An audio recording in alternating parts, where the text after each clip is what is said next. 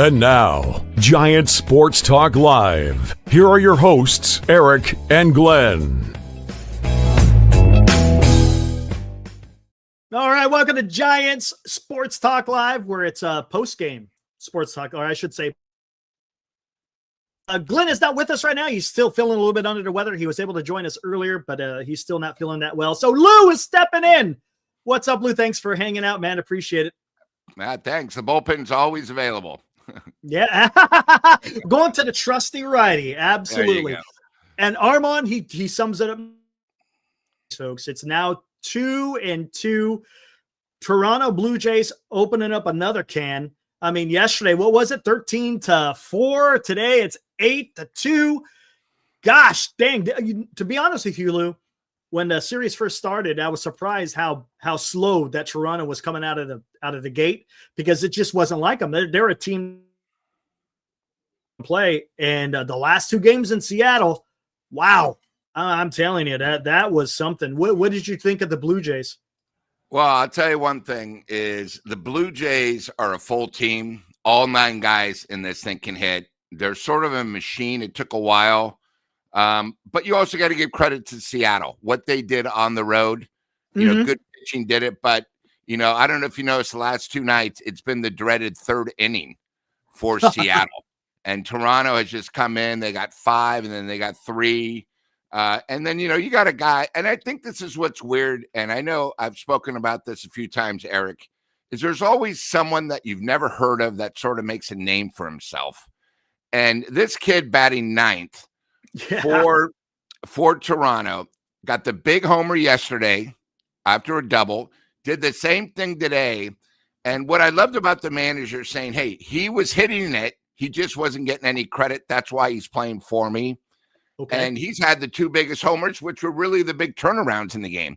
And, you know, I can't remember his name, and he's done great, but that's what makes the playoffs, you know. And the thing about Toronto is when you have guys 8, 9 doing well, sort of starting the rally, you know, then you get your 1, 2, 3, boom, you know, before, you know, and that's what makes Toronto, they're 9 deep, you know. I mean, I would love for them to come back, because with the Dodgers, you know, no lead would be safe. Right. Especially with Toronto and the Dodgers. Both teams can hit, you know. But I thought tonight was sort of a big test. And really, this is now the 6th time where a team has lost 2 games at home and has come back on a 7-game series. Just amazing, because these places are rocking. They're loud. And these teams come in, which shows you how great they are. And, you know, it's 2-2 now, best out of 3. I love end where, you know, these people in Toronto that had game 6 that said, hey, we're not coming back. You know, they're not the real fans, but hey, I'm excited. And it's the early game tomorrow. So they're going to come right back. And, you know, tomorrow we have another doubleheader. What a better way to do Friday, and, you know, before happy hour and have a cocktail. We made the weekend, but you know, I'm excited about this series, because again, baseball in the playoffs, there's nothing like it. I'm not going to use the Giants logo, but it's so unpredictable. I mean, how can you predict it? And, you know, that's what makes it good. And I'm excited, you know, for tomorrow, you know, another early game. And, you know, who knows? If the Blue Jays win tomorrow, you know, don't be surprised if Seattle can come back and force game 7. But, you know, nothing better than if we can get something like that, because I think the Dodgers, I think they got Milwaukee's number, and I think it's over. Yeah, so that one's good. That one. My God. You know, but yeah, let's talk about this game here. Yeah, let's do it. And I'll tell you, I want to start off with the guy that you mentioned. You talk about Jimenez, their second base. I remember him when he played with the Guardians last year. Really great defensive. He's got a hell of a glove. And his bat, right? He's not known as a power guy, but look what he's done. In 2 games in a row. Yesterday, big 2-run shot. Today, what's up, Dom? The Toronto Blue Jays went down quick, 1-0, first inning, right? If I'm not mistaken. Yep. First or second inning. And then next thing you know, they come up, boom, there's that 2-run shot. Next thing you know, the Toronto Blue Jays are ahead, and they never look back. And then you had, I thought that was key. I always use my phrase, you know, Seattle takes the lead, and you can't give me a shutdown inning. And then, you know, the old shutdown inning, before you know it, once they got the 3-1 lead, the crowd was out, and you just sort of knew, This game was almost over in the third inning. Even with Scherzer, who got past, and we'll talk more about Scherzer, but you could just feel the whole entire momentum of Seattle was just dry. Because first of all, look who's doing the damage. It's like, who is this guy? And, I thought it was one of those things, and we bring it up all the time in the playoffs. There's always someone you don't know, you least expect it, who's clutch, and that's why he's in the lineup. There you go. Hey, look, we got a Blue Jays fan. Haven't seen you in here before. Again, YouTube is doing their weird thing where it's giving me the stupid @ symbol. Is it Bo Must Die? Boo Must Die? Boo Must Die. Boo. Okay, I know who that is. Boo Must Die. Okay, I've seen you before. What's up, dude? Yeah, I know. He's been a long time Blue Jays fan. As a matter of fact, he was hanging out in our channel last year during the offseason when there was a lot of talk about Blue Jays possibly getting Juan Soto. What's up, Boo? But yeah, hey, your Blue making it a whole new game. They are, and they've woken up. Those bats have woken up. The first 2 games, they look a little flat, and maybe it was a little bit of a hang-up. They just got done with a huge emotional series against the New York Yankees, right? It's a divisional rival. They probably, they got a little bit up for it, which is great. But then, you have that huge crash afterwards. And I kind of think that's maybe what have happened. And Eric, I think you bring up a great point. It was like a crash because you got to remember, Seattle had to go to Toronto. They just came off the 15 inning win. They had to fly to the East. They were having like mini parades. We knocked out the Yankees. They already thought they were in the World Series. Yeah. But again, in baseball, you got to show up because both things hit. And, I think I talked about this after game 2. Don't be surprised if Toronto gets back into it because they were reading their own articles, how great they were. Toronto, this is it. When you go on the road, you don't have all the people calling you. You're traveling as a team. And now you're seeing what Toronto's about. Everyone's coming through on hits. I mean, their lineup, there's a reason why they won the East, and you're starting to see it now, because it's not all about homers. They're the one team that can put 3 or 4 base hits in a row. Little ball, which I thought was about your guy, Jimenez. The guy hits a homer. Next time up, he puts a bunt down to put the guy in runners in scoring position. He did. And what happened afterwards? He wound up eventually, base hit. And then the guy got the third, and then there was a wild pitch, and the guy scores. So because of that, 2 runs scored. And that's a guy playing for the team, not himself. Because, if you hit a homer your first time at bat, you had the big, so you sort of have the big shoulder. Yeah, that's right. I'm sort of a badass. No, he sacrificed himself, best for the team, and 2 more runs came because of that. That's what it's all about. Absolutely. Fuji Simeon donates $2, says, tell me more about Giant Scooble trade packages. Lou, I don't know if you heard the news. We'll get into that a little bit later. I'm going to finish talking about this. I thought of that, and I was going to text you, but you know what? For what I want to do, I think the Giants fans will be upset, and they won't like me, but I'm Mr. Salty for a reason. I'm trying to make sense, and we'll talk more about that. That sounds good.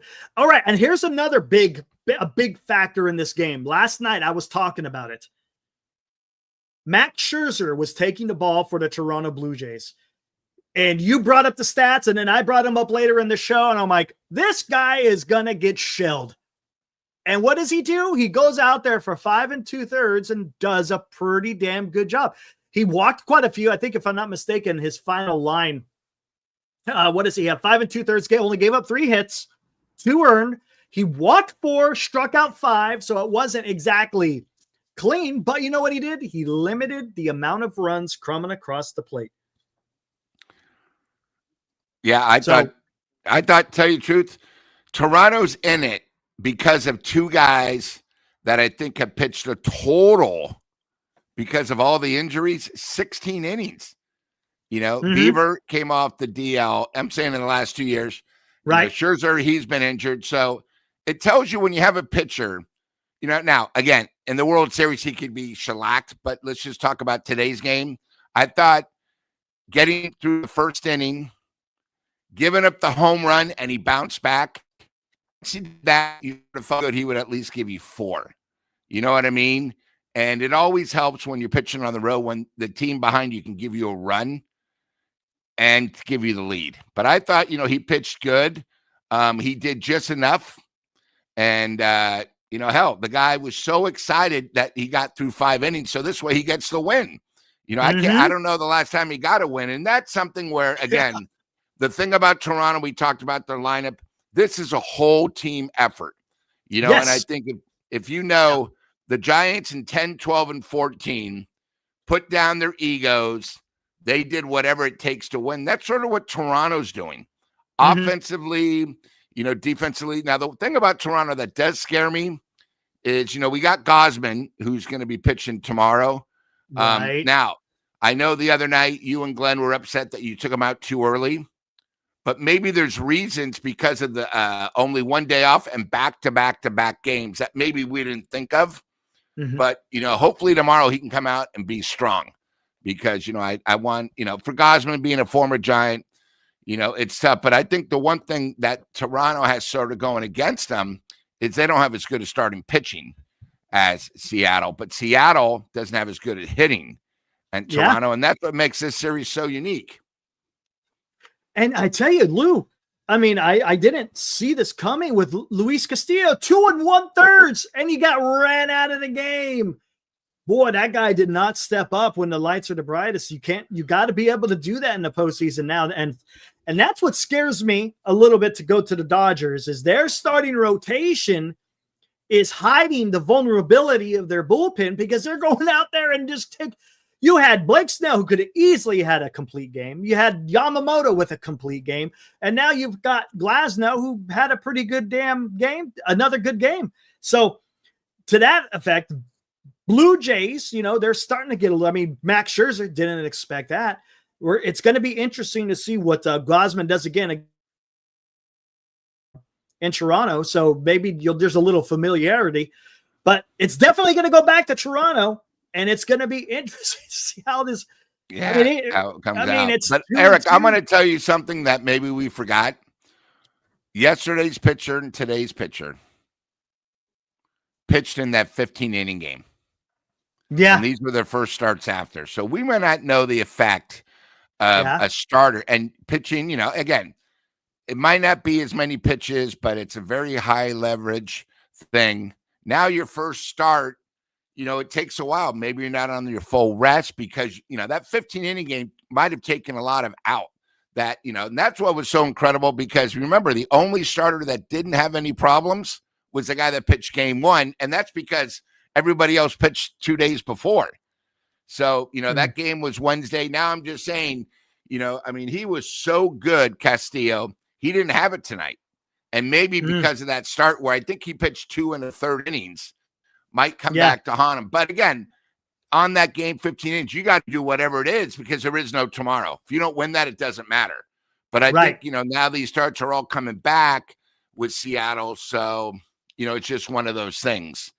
I just wanted to bring that up from that 15-inning game. Right. And, and I thought that was going to play an effect in Toronto, but it didn't. But now maybe we're starting to see it now. I don't know. But I'll tell you, Toronto Blue Jays bats have shown up. And they're just, my God, 13 runs yesterday, 8 runs today. They're just, and then Vladdy, of course, hits another nuke today. Oh my God. Oppo too. Oppo again. Yep. Gosh, dang. Let's take a look at the box score real quick as far as, they had 11 hits. Yesterday they had 18. Springer had a hit. Lucas had a hit.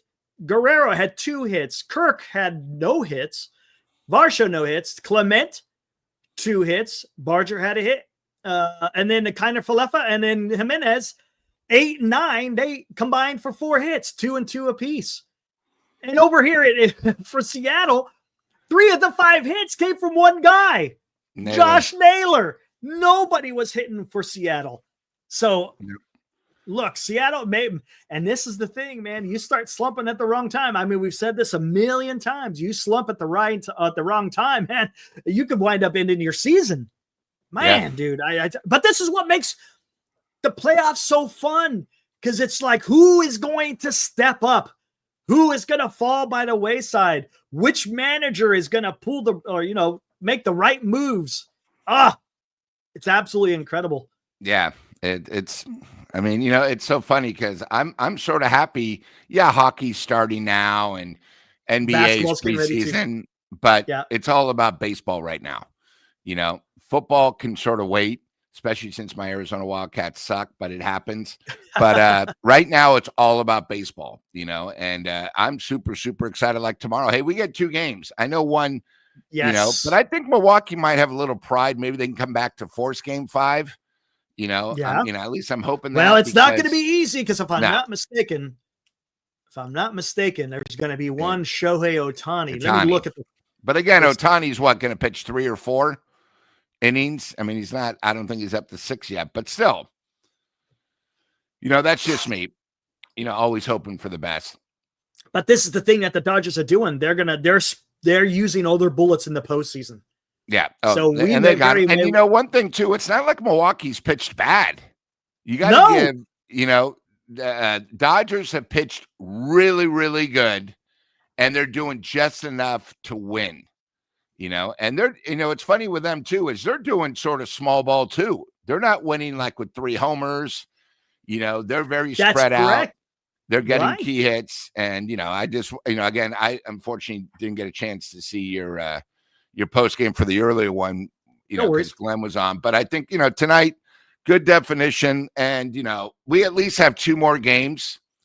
Well, at least 3 more games. 1 more tomorrow with the Dodgers and then 2 here. And, I'm excited. I mean, it'll be a lot of character because Seattle's done so much and they're sort of flat now. Right. Yeah. But at the same time, we'll see what type of team they have who shows up tomorrow. Because let me tell you something, if they lose tomorrow, it's going to be very tough for them to win both games in Toronto again. It's hard. It's hard enough. So I think tomorrow's sort of, it's going to be a great game to begin with. Oh, but there is something about Toronto now. You know what I mean? There is. It's I thought they were. See it. The confidence. Yeah, they have it. Yeah, and I think they were down 2-0, and I saw part of the thing. Part of the thing is they weren't even worried. They're down 2-0 and they're on the road. They were just here having fun. You see the way Guerrero was walking in. He didn't care. It's like, dude, it's just another game. And that's where sort of like the Dodgers, they're just so confident in themselves. So they're just telling the pitchers, hey, do me a favor, give us 6. Get it within 3 runs or less. We'll take care of the rest. Yep. And that's exactly, it's that confidence, right? Yep. If you have that mental toughness, it pays dividends. And look what it's done for Toronto. Look at their manager, right? He exudes confidence. He believes in his guys. He doesn't, the guy's a leader. There's no doubt about it.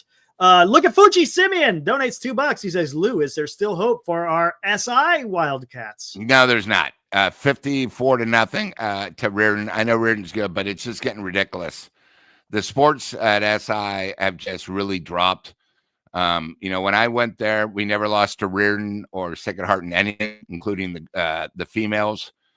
We dominated them too for the city, but it's just falling apart. It's sad. SI used to be really good, and I don't want to hear, oh yeah, we have a good women's team. No, SI College Prep used to be known for their sports, and unfortunately, we're being dominated. And that's just me.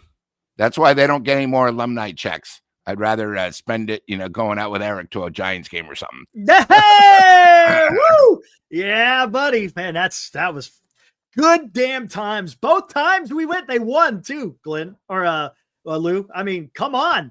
I mean, and that second one, we saw that moonshot. Remember? The moonshot. We kept saying it was Devers' first time where he actually got watered, and we say, is he ever going to actually pull a homer? And then the next one, it was just a launch. It was just, and I'll never forget. I was just like, oh my God. And then, of course, meeting the great Marty Lurie. We have, in case anyone can see, we have a great photo of. Hold on, let me see. Of Abraham, Eric, and Marty, and myself, and it was just, it was a fun time, good time. It was. Oh, I gotta go. That's what it's all about. Gosh, dang it, I don't have it in here. Dang it. I'm gonna have to find it. I'll find it a little bit later. But no, it was great. It was awesome. Just good. I tell you, when you could go to a baseball game with some good friends and watch some fun baseball, it's so much fun. I think the key when you go to a ball game, what makes it so great live, like, I did not go to Sutter this year, but I know you went to a couple games and the Giants played the A's. It's who you go with, the great baseball stories, the Mm, food, the food you get, the atmosphere, and then if your team wins, it's just like an added cherry on top. But you make it memorable. I mean, exactly. for me, over the That's last what it's probably about. for It's the about the last 4 memories. years, Giant games, it's sort of weird. I go Friday nights, I go occasionally Saturdays, but Tuesday nights have always been sort of the games that have been phenomenal. Yes. Unbelievable. I was at a game where the Giants were down, I think it was 8-1 in the second inning. They came back when Yaz hit a grand slam in the bottom of Oh, the you were eighth at that one? on a Tuesday. The following year, they were down 6-0 in the eighth, came back. So it's, again, what's so great about baseball, it's so unpredictable. You know how Yes. it is, Eric. Oh my God. Like tonight, Scherzer's pitching. Bet the over. He's going to get shellacked. And the complete opposite Yep. happens. And baseball that's what makes it so beautiful, because you never know what to do and you got to watch it. And you got to watch it. Takes it to another level. Yeah. Absolutely. All right. I'm downloading some photos here. Oh, look at this. Philip, All you were right. at that game. Yeah, that was a Tuesday night game. Unbelievable. Hey, what's up, Philip? What's up, Philip? Hey, by the way, I got to show you this. We were just talking about Dan Schneider, right? Oh, I'm sorry, Yep. John Snyder, the manager. Yeah. Look what he did. Kept the game ball when he made the Max Scherzer pitching change in case Max wants to keep it on his mantle one day. How about that? Right? Looking out for his guy. He went out there, had a hell of a game. That may be his. And he had no choice. Right? He had no choice. Yeah. Correct. And it's like, hey, this might be his last, big moment on the mound. So look at that. Yeah. He keeps the ball and gives it to Max. That's freaking awesome. And I know Max has been through this before, but if you saw him when he got the last out of the fifth inning where he knew he was going to qualify for a win, dude, he was so fired up. He was. You don't know. He might not be on the World Series roster. You just don't know. This could be his final thing, but, hey, great pitcher, definitely a Hall of Famer. And it was great to see, because when you see that, it's not about him. It's the little kid that comes out like, yeah, I got a playoff win on the road. Yes. And that's really what baseball is about. Yeah. Right. It's these grown men acting like kids out there. I mean, it's just awesome. It's awesome. But let's see what we got here real quick. Here we go. I grew up on downtown side of San Francisco. I'm Irish, so that side of the city is Sacred Heart. Reardon, meh. He says meh. For Reardon. So, Eric, the one thing I want to say is when I was a sophomore in high school, Sacred Heart, where Lowe's goes to school, was all boys. And across the street, they had a girls' school called Cathedral. So it's, Cathedral of, not Cathedral Grammar School, but Cathedral for Girls. So I went to an all boys school, SI, and then Reardon was all boys. So what was so great is I actually dated a girl that went to Cathedral, Sacred Heart's turf. And, I drove a decent car. So when I went there, they'd all say, oh, yeah, there's the cherry. And I go, guys, I'm dating your hottest girl here, and we're kicking your ass in sports. It's good to be the king. And I would just drive away. That's just being high school where, you sort of have your ego there. So, but hey, I have a lot of friends from Sacred Heart, played just really good guys. If I would have had my choice again, I probably would have gone to Sacred Heart, but, it was sort of pressure. I had brothers that went to SI, and, it's one of those things. But hey, never look back on the past. Am I right, Eric? Just strive there you forward, go. And we're lucky what we have. You got to focus on what you got right before you and in the future. There's no doubt about it. What do we got here? Jeremiah. I haven't seen you in here before, Jeremiah. Hey, I love the kitty. Welcome to the fraternity we call Giant Sports Talk Live. All I know is that Mariners fans should be aware that Astros will be healthy next year, and your chance at the World Series is disappearing right before your eyes. Look at this. We got Astro fans popping in, talking some shade against the Mariners fans. How about that? It's not over yet. Not over yet. That is Seattle true. comes back tomorrow. Don't count your chickens before they're hatched. And the way these baseball playoffs are going, until the final out of the game that eliminates you, don't be surprised about anything. Yep, exactly. Fuji, another $2. Just saying, Lou Look, just saying, Lou, Reardon, number 1 ever since we went co-ed. Reardon's dominating. And then I said this the other night with Eric. The principal of Reardon, his name is Tim Reardon. So Mr. Reardon runs Reardon. Sort of crazy thing. Yeah. No relation, I'm guessing, right? No relation. Timmy Reardon went to SI, but now he's the principal and author. So, but no, good guy, and he's turned that program around. So hopefully SI can turn their future around. It's just, right now we're getting bombarded. So it happens. Gotcha. Yep. It does. Real quick, let's kind of summarize on this. Yeah. Dodgers. My gosh, man. They're pitching. I'm telling you, their pitching has just been unbelievable. Remember, their weakness is the bullpen, other than Roki Sasaki. All the other guys, they have a chance to just give it away. The damn starting pitching, man. You got a guy that almost went to a complete game in Blake Snell. Yeah. Then you got Yamamoto, who has a complete game. Yeah. And then, like I said today, you had Glasnow go fairly deep, and they were able to patch it together all the way to Roki. And Roki, I'm telling you, he's just the force coming out of that. It was filthy. I mean, it's just unbelievable. Milwaukee had chances today. They were 1 for 7 in runners scoring position. This whole series, they have not been able to get the big hit. And they also wasted a really good performance by the Miz. I mean, he was dominating again. Yes. And, I think the other thing, too, is it's sort of crazy, but these games, some teams are so close, but one little error makes the difference. And it's not too often that you see a pitcher make an error, but that was sort of the whole game right there. Like, what are you doing? First and third, and you're trying to pick off, the ball's not there. So a run scores. So, but these little errors get magnified so much, because today I really thought Milwaukee was going to be able to win it. They got the early lead, they got there, but they just couldn't get the big hit. 1 for 7, and you got 5 walks from the other team. They played good, but in these games that are close, one little mistake, I mean, it just boils over. So, but you know what? The Dodgers play like champions. You got to knock them out. You're going to give them an extra out. You're going to do anything. You're going to feel for it. And Glasnow almost did that.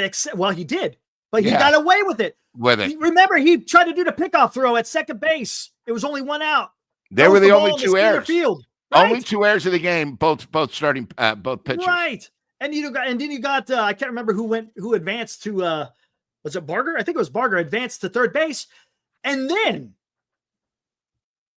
Max Muncy out there turns a fantastic play, fields it and spins around, throws a perfect strike to freaking Smith, gets the guy running a home. And look, that could have put the Mariners up. Now, would that have changed the outcome? Who knows? Yeah. But it was great defense, the pitching and defense by the Dodgers. And you said it, they weren't killing the ball today. No. They were just getting the bat on the ball, and they just were able to manufacture some runs. And they got, it was enough.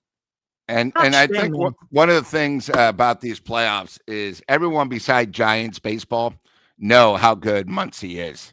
Because, he bats about 680 against the Giants. He always gets like 2 homers every series. But it's amazing because this guy just has clutch written all over him. And he's not really known for his defense, but he makes some incredible plays. And then, he was involved the other night with that, where it should have been a grand slam, missed by a foot, that crazy double play. Yes. Yeah. I think the other thing is everything is sort of, let's talk about this. The Dodgers haven't got any breaks. They didn't get any breaks on that crazy 8-6-2 double play that we don't think we'll ever see again. They're not getting any breaks in game 1.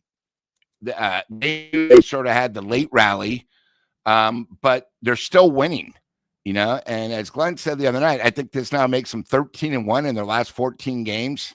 Yeah, they're going to be a tough out because everything is going against them. And that's why I sort of hope it's Toronto, because Toronto can sort of battle with them offensively, and they can maybe get to their bullpen, and maybe it makes it more like a clean fight.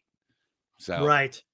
All right. There's a couple of chats I want to get to here real quick. First one, Toronto. Last night I asked them, I was like, You're a Blue Jays fan. I was like, how do you feel about Max Scherzer? Oh, it was hilarious. He said he's terrible. I don't know if he's going to do anything. But at the very end, he goes, he's capable. I'm like, man, you just like dogged on him for like three straight statements. But then he goes, he's capable. I was so like, this way you can go both ways. I got it. So he's coming in and says, my God, Eric, he is capable. That's great. Hey, I'm glad you remember that. That's fantastic. Just Minks, he mentions the wheel play. Remember the defense, that wheel play against Philly? Fantastic. Talk about perfectly executed.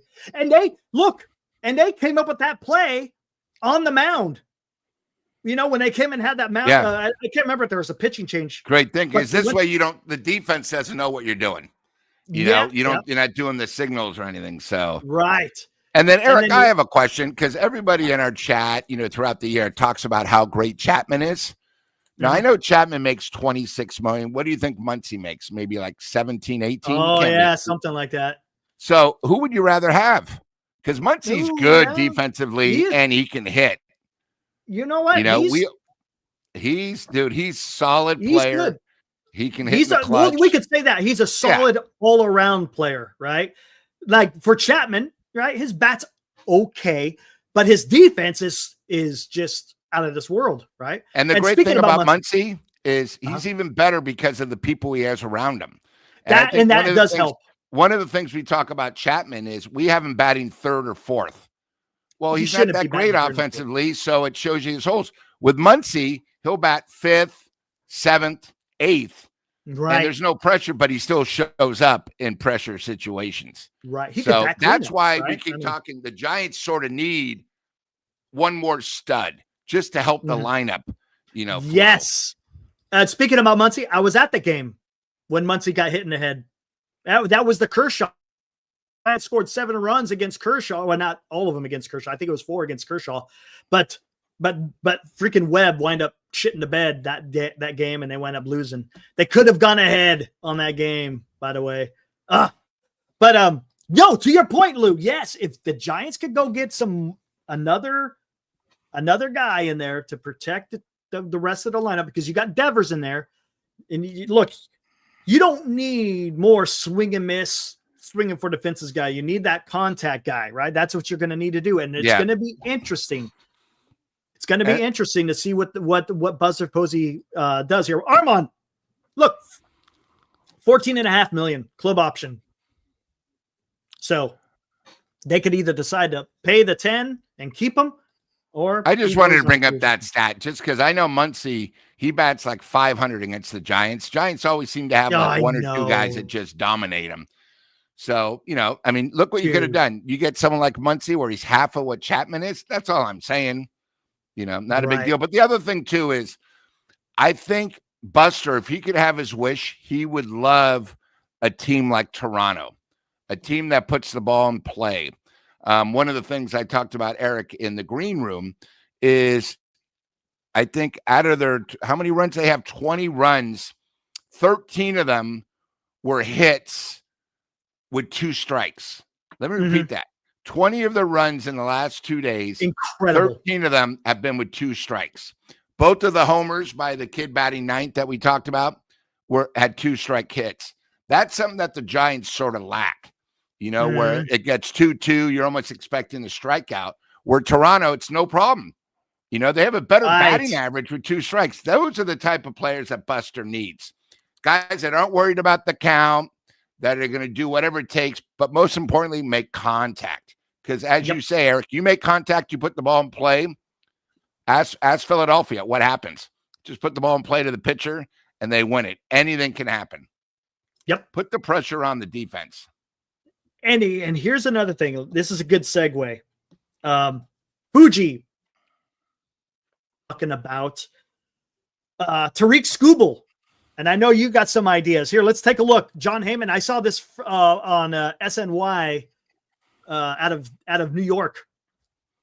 Here we go. This is again from John Heyman. To sign superstar pitcher Tariq Skubal, Tigers would have to close what's likely the biggest gap in negotiating history. And of course, trading a superb player going into free agency year isn't a great option. In other words, If you want to trade for him, you're going to have to pay a lot, and it's a rent.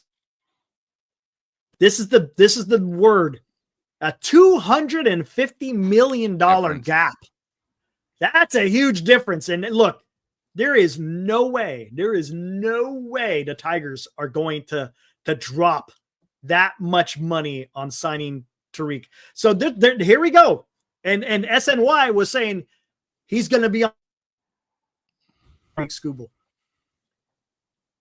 Would Buster Posey, right? He loves pitching, and Tariq Skubal is special. He is special. This is a guy that's going to win another Cy Young, right? So, what say you, Lou? Would you trade for Tariq Skubal for a 1-year rental? Now, that being said, there's a chance that the whole hell of a lot of money if they wanted to. San Francisco is a great place to pitch, and the Giants got the money to pay him if they want to. Would you make a trade to try to get Tariq for 1 year? That's all. I mean, that's all that's guaranteed. Would you trade for 1 year? Well, I think you would have to have a guarantee. In other words, if you make the trade, a contract also has to come, because first of all, he's sort of how Ohtani was a couple of years ago. He was sort of a generation player. This guy's even a level, because he's a lefty, a little bit bigger, better than Schemes. Yes. So better than Schemes. He's one of these guys. I personally, if the Giants were to say, hey, we'll give you an 8-year deal, right? $350 million, but you're going to have to give up players. So here's my thing. Again, it's only a pitcher, but you're going to have to, trade some of your guys. So with me, what I was told is they also want to get rid of another contract. So you got to go to Detroit and say, okay, who else on that team has a big contract that they want to get rid of? Baez? So here's my thing. You take Baez, right? You sign him, and you trade Webb, Adames. Whoa! And Eldridge. Oh, I don't think you. Oh, okay, I think so, because you got to remember, he's that good. And the thing is, you're gonna have to take Baez off. So you got Adames, so it can sort of help each other out. Okay. And you get rid of Adames's contract for there. You only have Baez for 2 more years. Webb, you're getting the break, but you only have him for 3 more years. And he's under. That's why they're willing to take it. And then Eldridge is still a question mark, guys. Okay? You know what I think? I'm going to go this way, Lou. Yeah. Because Detroit's not going to want to take on Adames's contract, because you're trying to get rid of Baez, so they're going to take it on. So this is what I was thinking. I was thinking, if you want to pick up Baez's contract, I didn't even think of that. Pick up Baez's contract, because the Giants got money. So put him over at second base. So now you got Chapman, Adames, Baez, and then Devers at first. That's okay. I'm okay with that, because Baez has kind of found his swing again. It's not fantastic. Correct. It's not fantastic, but that's not so bad. But you trade Landon Roop, Bryce Eldridge, and maybe even Elliot Ramos. All those guys are cheap. All of them don't cost you nothing, and they're all pretty damn good, because that's what Detroit wants to do. They want to move off the money. I agree there, but you got to give them. So that's why, the one thing too is you got to give them a major league arm. You're getting the best arm. You got to get somebody on the major league roster who's been successful. Here's the thing, because what about Ray? Okay, but he's still the money, maybe because Webb. The only reason why I threw Webb out is Webb's only like 18, 19 million. You see what I mean? No, but and that's the thing. That's why the Giants want to keep him, because the guy he might win a Gold Glove too, and he's going to get Cy Young consideration. I tell you what, though, because it's a 1 year, because that deal has nothing to do with the. I completely agree, but you got to make sure again, who's his agent? Scott Boras. Yeah, that's the thing. Now, So here's the thing. would Scott even make a trade without getting Listen, a guarantee? and here we go. Armand, I see what Armand's saying, that Boras likes his guys to go to free agency. They don't like to negotiate or not do like an extension. But what were the Giants able to do with Scott Boras concerning a player on the San Francisco Giants? They were able to extend a Scott Boras client without having them go to free agency. They were able to do that with Matt Chapman. So there's history there. If Buster Posey goes to Scott Boras and says, we will pay this guy 300, like you said, you say 350 million, something like that. Maybe 4. But also, isn't there a former guy who used to work with Farhan in charge of Detroit? Isn't there somebody, the gentleman? Their Pobo was it was Detroit Harris. and Seattle went to Scott Harris. Yeah. So yes, I think, and if you go to Scott Boras and you say this is how much we're going to pay him, again, it's up to Scooble. If Scooble, hey, that's a lot of damn money. I'm getting my payday, and I get to go pitch in a pitcher's ballpark. Correct. Man, dude, I'm telling you, there could. And look, and here's another thing: the Giants got some young guys coming up. You got that Josar Gonzalez, supposed to be a phenom. He'll be coming up in the club soon. The kid that they're supposed to be getting this offseason. I can't remember I always forget his name. Fernandez, I think is his last name. I can't remember. The guy is supposed to be even better than Josar, and the Giants are lined up to sign him. So even during his contract, there's going to be guys coming out that could make this club a whole hell of a lot better. And we got Buster Posey, who loves pitching and defense. And what does Baez? The defense and Scooble provides you the pitching. Man, Lou, I didn't even think about the Javi Baez, and that would be absolutely huge. If the Giants could pull off, because you get another bat, you get another bat to cover for Adames, and people forget how good Baez was as a Cub. I'm not saying he got greedy, he became a free agent. You got to remember, when he comes here, he's only got 2 years left. He's got to show up because his next contract is going to be his last. Sort of how Adames did so well in Milwaukee. So I don't know. I mean, again, there'll be other teams. I mean, it's not too often. Probably a guy like him might be like a Clemens, or I'm trying to think who went to the Yankees or Toronto, or Dave Stewart. I mean, these guys don't come around like every 10 years. Guys that are proven. Yes. Healthy. And you got to remember, the one thing about Scooble is he's built for length. He's sort of a little bit stronger than Mad Bum. He's a little bit more wiser. Yeah. He's Logan Webb what I mean by the durability. He's going to go out there and throw you 200 innings. Easy. And he's my gosh. So, and again, to knock out the Dodgers, you need a lefty. That's why you got to think like that. Right. So either Framber, Ranger Suarez, or if you make a trade for Scooble. I mean, my gosh, that would just be. And boy, wouldn't the Giants be the talk? They would be. Oh my gosh, Lou, you'd be selling your tickets for a pretty penny, man. Yeah, my gosh, man. But again, I know everyone gets upset, but that's why you have guys like Eldridge, in case you get once in a lifetime opportunity. I'm sorry, guys, but it's this guy. In 5 years, we might want to say, oh, my God, because we kept out. And I'm not saying, again, it probably is not going to happen, but we can dream. But it's not too often. You got a guy who we complain about Webb because I don't think he's an ace. He's a solid number 2. This guy's an ace.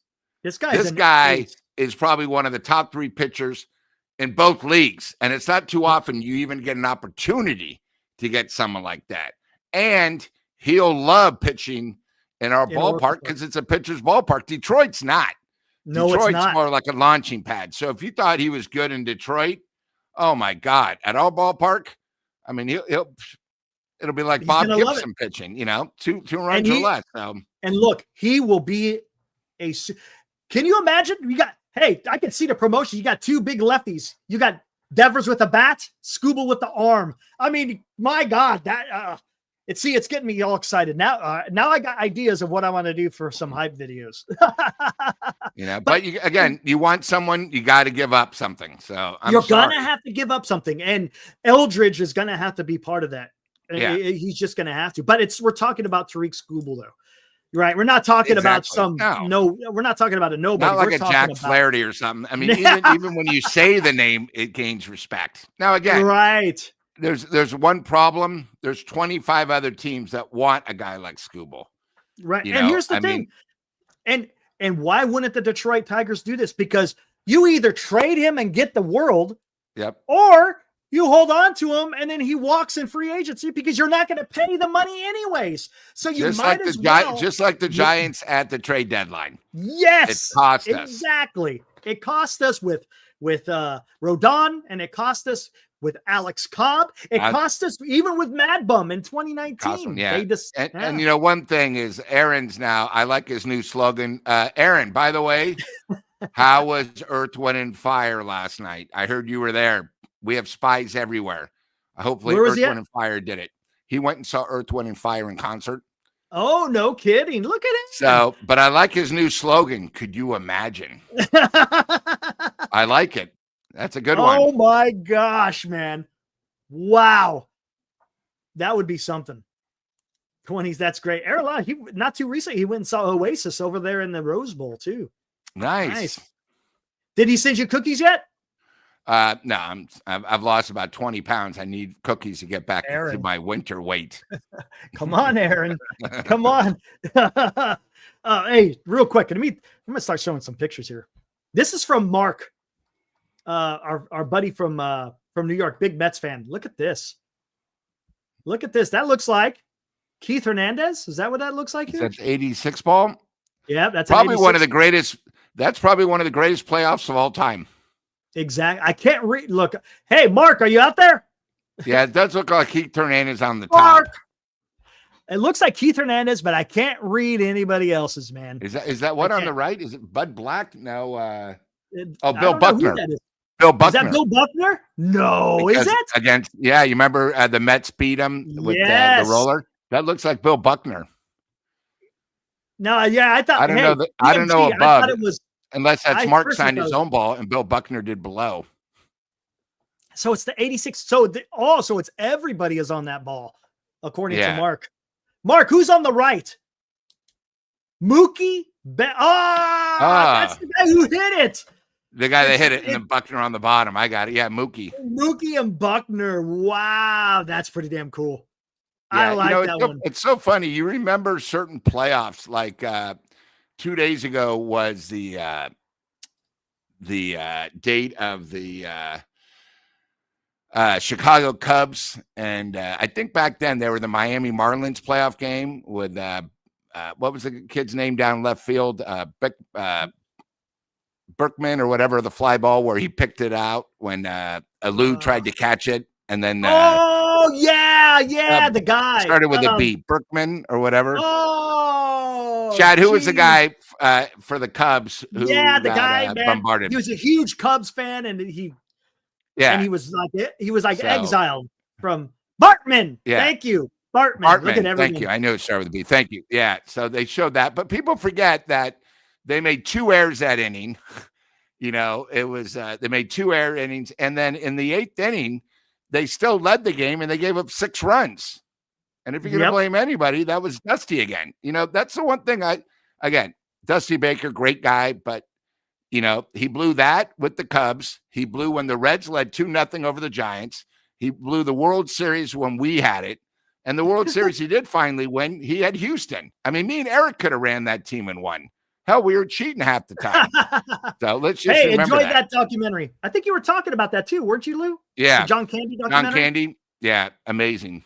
I Like Me or something like that, or something. It wasn't Like something Me. to that. Like Me. That's what it was. Here, look at this ball. Jerry Koosman on the left, 1969 World Series. And then on the right, the amazing Mets.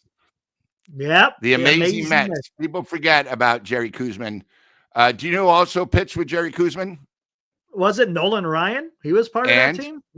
Tom Seaver. Tom Seaver. Nolan Ryan. Yep. Yeah. Jerry Koosman. I can't remember. There was another one too. There was. Yeah, there were 4 big ones. But yeah, Remember what it Nolan was. Ryan, people forget. What? Nolan Ryan? Yeah, that's where Nolan Ryan started. Tom Seaver was there, the magnificent Mets, who, by the way, the year before in 68, I believe they lost 102 games.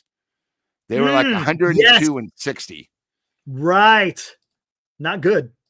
Not No. good at all. And then Hold they on, come back and they win the next year. All right, here's another one. He gave us some Jesse baseball. Orozco was the other signature. That's what okay. Again, Oh, look.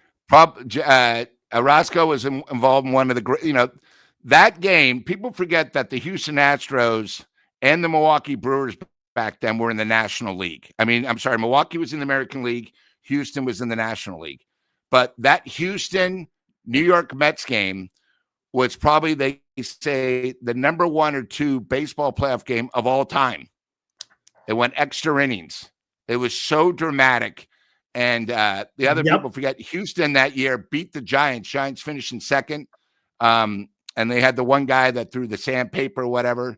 The Giants actually lost the division. They got no hit at the Astrodome. But still, great series. 86, and they have a 30-30 on it. So if you get a chance, I'm gonna have to go. Yeah, I remember you talking about that. Check this out. Look at the 49 cents. 49 cents. Is this all 1986? I think so, right? Because I don't even know if Topps makes it anymore. Does Topps make baseball cards anymore? Yeah, they still do. It's not like they were in the past. I'm trying to. Oh, and you know what's funny, Eric? This was all 1986, right? I believe so. Yep. So 87 is when the Giants lost to the Cardinals. Right. Okay. Yeah. 81 Topps cello box. 81. Wow. Crazy. All right. Let me see what else we got in here. He sent a bunch of pictures. I'm just picking up a few. Oh, look at. Oh, this is a good one. 30 cents. Oh my gosh. And look who's on the top. Let me bring it. There we go. Thurman Munson. Horrible loss. I know. Horrible loss. Yeah. And I think he was flying the plane himself. Yeah. If I remember right. Him and Holiday was in the same way. Yeah. Thurman, and look at that. You get one stick bubble gum. Yeah, the bubble gum was always big. The only time it didn't contain the bubble gum is, I don't know if you remember, but Raisin Bran also did cards. Yeah, that's right. In the thing. Oh yeah, my but no wax packs. Or maybe the wax pack wasn't around. Well, yeah, the wax pack was early, but those were the see-through ones. Yes, 1979. My God. Okay, you got it. Mark, what is this? That was Thurman's final card, by the way. 1979. That was his final baseball card. Boo Must I said it was Post, not Raisin Bran. No, it's Post Raisin Bran. Post Raisin The Raisin Bran by Post. Yeah. There you go. Sorry. Okay, Mark, what is that? That's a lot of baseball cards. Yeah, that's his collection in the foil. He's got them in the. Yep. You gotta let us know. That is something. Awesome. That's a lot of baseball cards. Mother's Cookies did have them too. Yeah, correct. Kellogg's sets 70 to 84. 1970 to 1984. Wow. Kellogg's. Well, there you go. Kellogg's got into it too. It's awesome stuff, man. This is what I love. You know what's funny is baseball cards have been around forever. I don't remember football cards growing up. Did you? No. They weren't. It was always. And I don't think hockey had them. It was just all baseball. Yes. It was just they sort of had the market. I mean, that's how big it was. Where, baseball was so big because it was during the summer. I mean, the trading cards, or where you put the card up and it would flip, and if it landed on another card, you won it. The spokes of bikes and baseball cards were big. It was just one of those things. It was part of growing up. Unfortunately, this generation sort of misses out. God, we used to have so much fun, man. We'd get the Beckett every month to see what's the prices on these cards. And dude, all these guys would be hyping up Gary Sheffield. I remember this when I was collecting. Gary Sheffield was a guy you got to get. Ken Griffey Jr., Todd Zeal. Todd Zeal was a guy that everybody, Greg Jeffries was another Greg guy. Jeffries, who went to Sarah, by the way, played They for said the this guy was Mets. going to be huge. Who is that? The Yankee. He was a slugger, and they thought he was the next coming of Mickey Mantle. What the hell was his name? I cannot remember. I can't remember that Yankees guy. But my God, I mean, he was the next big thing. Who was the other ones? So it that wasn't people like were Chris collecting. Chambliss. I was just trying to think it was a big hitter. Kevin Moss. That's who it was. Oh, Kevin Moss. Kevin All right. Moss. Thank you, Mark. They said he was going to be like the next Mickey Mantle. Oh my gosh, dude. Good memories right here. Good damn memories. Sticker books in the 80s. Yep. I remember the sticker books. Yep. Try to get them perfectly in there, man. It was so hard once you took it out, putting it back in. It never just went perfect. No. You know. Oh. Memory lane on this. Ben McDonald. That was another guy. Another guy that he was huge on. Yep. Ben McDonald. People were hear about all him. these guys, but most of them just don't make it. Nope. Jim Abbott. Yep. Val Ramos. Fuji, another $2. Lou. Yep. Now us Gen Z folk have or collect NFTs instead. I still don't know what the hell that's all about. Yeah. What is an NFT? Oh, I explain here. Let me Google it. I don't know enough about it to even start speaking on it, man. Is that Tells even you- like a type of baseball card? I think it has to do with technology and stuff. What is an NFT? It's a non-fungible token. Is a unique identifier that is recorded on a blockchain and is used to certify ownership and authenticity. Never heard of it. I mean, getting the It could card be- was It could be such a big digital, thing. such as a piece of art, music, or a video, or physical, such as a concert ticket or real estate title. Unlike cryptocurrencies like Bitcoin, which are fungible, meaning every unit is identical and interchangeable, each NFT is unique and has distinct properties. Well, there you go. Hey, Eric, I'm sending you a photo. All right. So last year, we get a few celebrities when we do the Masters, so we've had a couple. So I just sent you a photo of someone we just spoke about. Hey, I know who that is. Hold on. Let me download it and then send it. So he walked in and I got a chance to spend like 5 minutes and we asked, because people used to remember he had the swing that was killer, Milwaukee. Yes. And then I asked him, he said twice he had trades proposed to be a Giant. And he says, I'll never play at that ballpark. It's the shit. Oh, get out of here, man. Yep. Bum. And he goes, Now but he's a bum. if they would have had that ballpark you guys have now, then I would have played. He just wasn't a big fan of Candlestick. Got it. I understand. So the photos of Gary Shetfield. So he was actually one of our guests. We had him and Doug Flutie and Alonzo Mourning, but Gary could not have been nicer. Signed balls, took photos, and people forget he played for like 7 teams, but still had that swing where you see a guy swing the bat hard. Every one of his swings was like he wanted to hit it 500 miles. 100%. That guy was all or nothing right there. Let's see. Is this it right here? Yeah, this is it right here. Oh, that's a great photo, man. And you said this is at the Masters, right? Yeah, this was the Masters April. So 6 months There ago. you go. Right in the middle.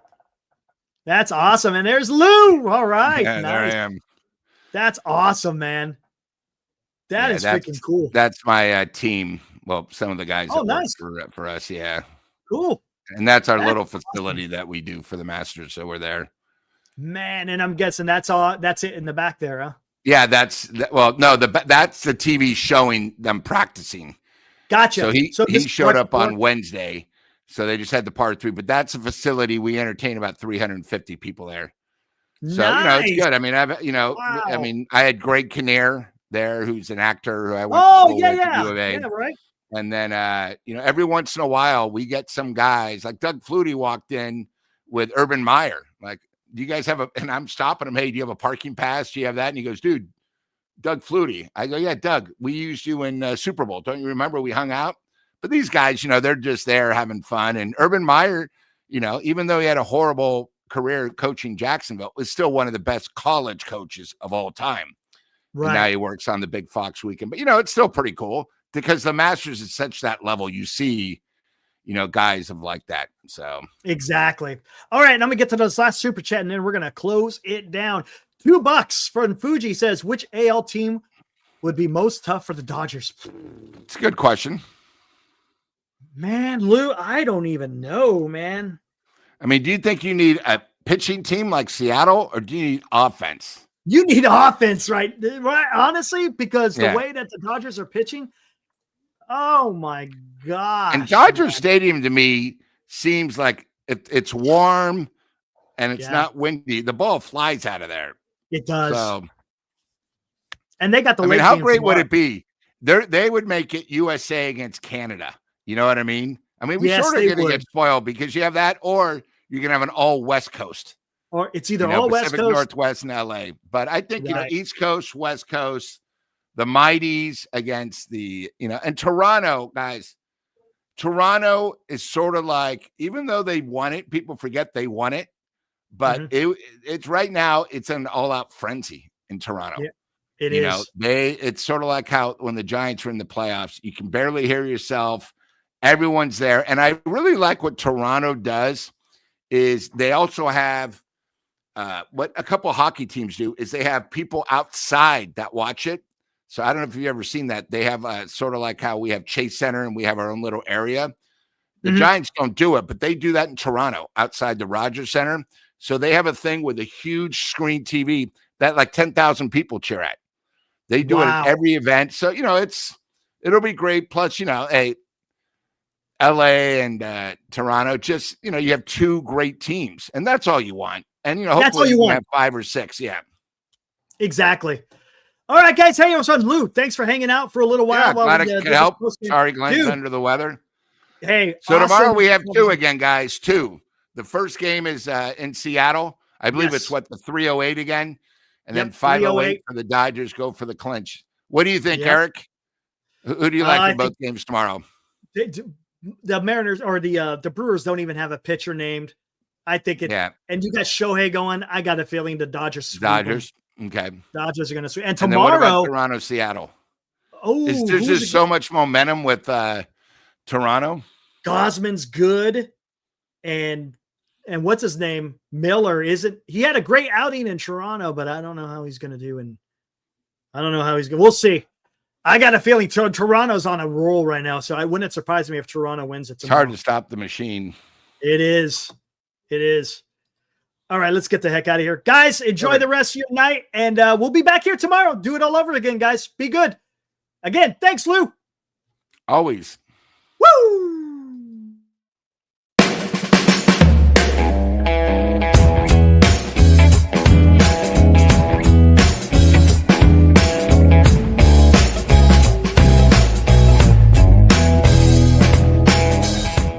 You've been watching Giant Sports Talk Live with Eric and Glenn, a Northern Lights Entertainment Broadcasting production.